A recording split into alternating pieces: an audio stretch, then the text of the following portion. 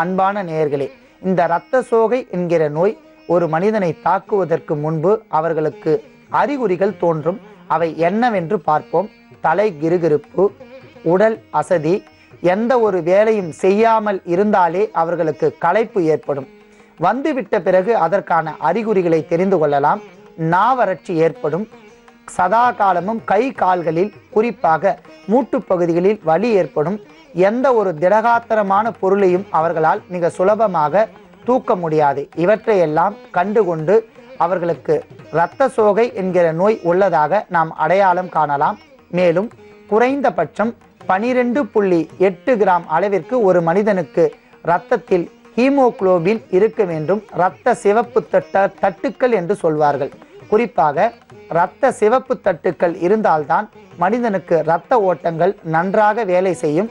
அந்த சிகப்பு தட்டுக்கள் என்று சொல்லக்கூடிய WBCயை அதிகரிக்க செய்யக்கூடிய அற்புதமான ஆற்றல் தான் இரத்த சோகை தீர்ப்பதற்கான ஒரே வழி.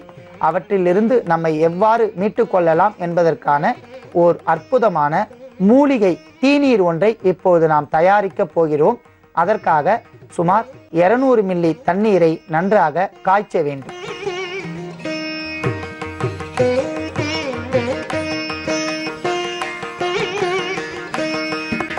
அன்பான நேயர்களே, நன்றாக கொதித்து கொண்டிருக்கின்ற அந்த வெந்நீரில் முழு தேக்கரண்டி அளவிற்கு உலர் திராட்சையை சேர்க்கவும்.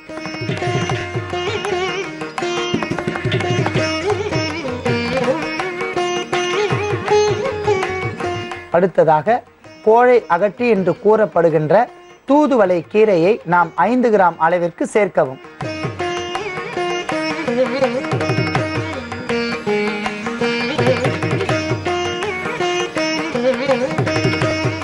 சளி மற்றும் இருமலை தீர்க்கக்கூடிய முசுமுசுக்கை என்கிற மூலிகையை 5 கிராம் அளவிற்கு சேர்க்கவும்.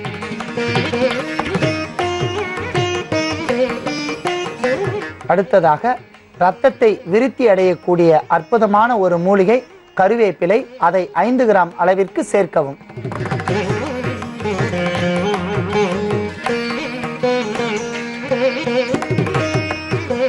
இறுதியாக பல்வேறு வகையான விஷங்களை போக்கக்கூடிய ஆற்றல் கொண்டதும் இரத்தத்தை சுத்திகரிக்க செய்யக்கூடிய அற்புதமான ஒரு கற்ப மருந்து மிளகு, அதை 1/4 தேக்கரண்டி சேர்க்கலாம்.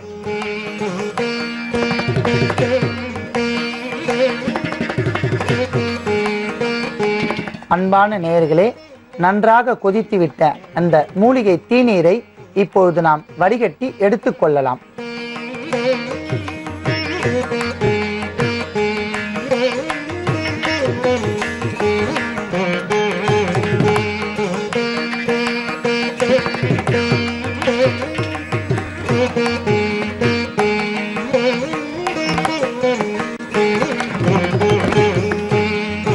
அன்பான நேயர்களே, அற்புதமான மூலிகைகள் மற்றும் மிளகு, உலர் திராட்சை சேர்ந்த இந்த மூலிகை தீநீரை நாம் குறிப்பாக இரத்த சோகை நோய் உடையவர்கள் மற்றும் சளி இருமல், இரத்த சோகை நோய் இருந்தால் மிக சுலபமாக அவர்களுக்கு சளிகள் மற்றும் இருமல் தொந்தரவுகள் ஏற்பட்டுவிடும்.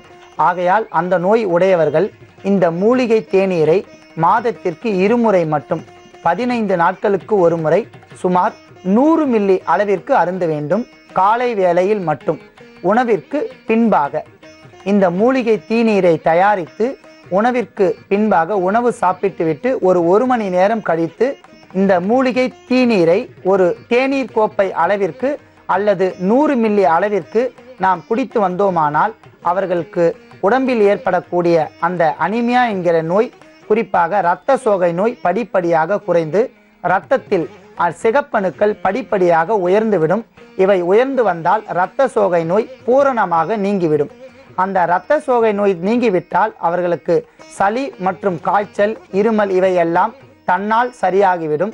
அற்புதமாக மிக இயற்கையாக கிடைக்கக்கூடிய மூலிகைகளை கொண்டு நம் இரத்தத்தை எவ்வாறு விருத்தி செய்து கொள்ளலாம் என்பதை பார்த்தோம். இதை நீங்கள் தயாரிக்கலாம். பிறருக்கும் இதன் மருத்துவ குணத்தை கூறலாம். நீங்கள் இரத்த சோகை நோய் உடையவர்களுக்கும் இந்த மூலிகை தீநீரினுடைய மருத்துவ குணத்தை கூறி அவர்கள் நோயின்றி வாழ வழிவகுக்கலாம்.